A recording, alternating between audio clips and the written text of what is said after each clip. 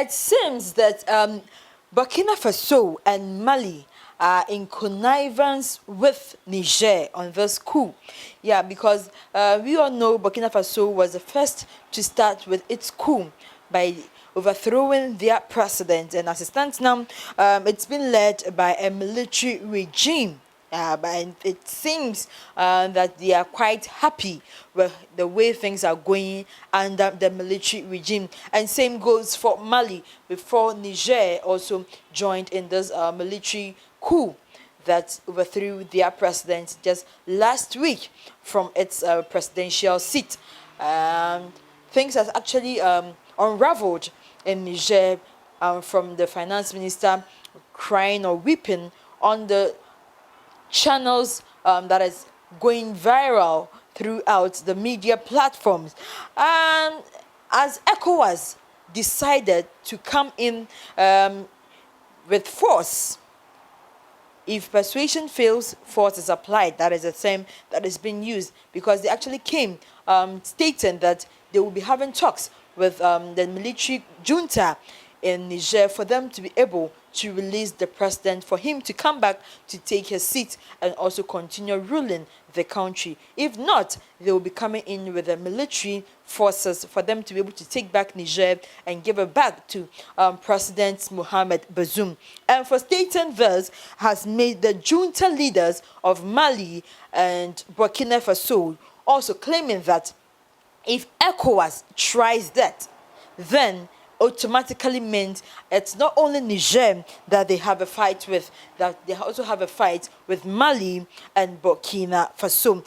People actually thought that this threats or this message that was brought out by the junta leaders in Burkina Faso and Mali were just mere jokes or mere messages that were being sent out. But it seems that it is not going well as people thought it was, because they are actually meaning what they said, claiming that any military person or any military group that will be sent from any country, whether from ECOWAS, whether from the United States, wherever that they will be sent from, then these two countries will also join forces with Niger and fight against them. And they refuse to apply.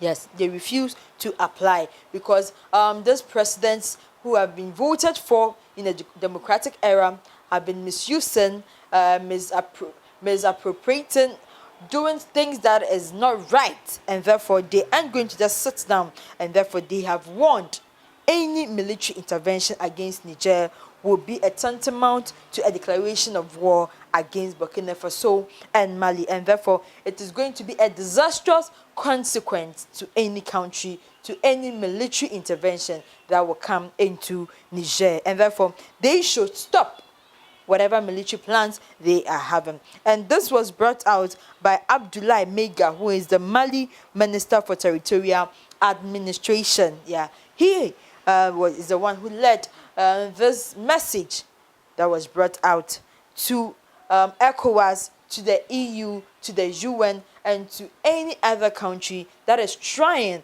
to come in with military intervention to rescue Niger from the junta and also bring back President Mohamed Bazoum back to its presidential state.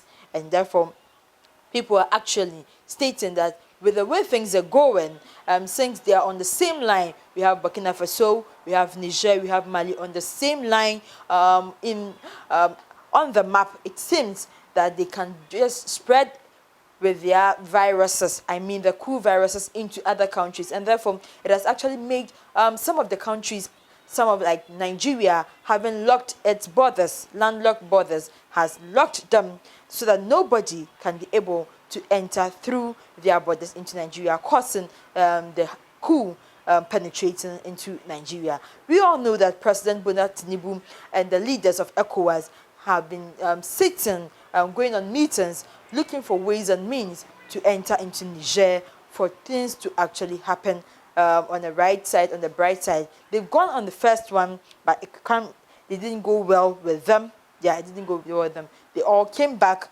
just yesterday, and they are planning on how to go back to Niger to have a talk with the leader of junta in Niger. We're hoping for the best for the ECOWAS leaders, and we're hoping for the best for Niger, because we are in a democratic world and things need to go that way.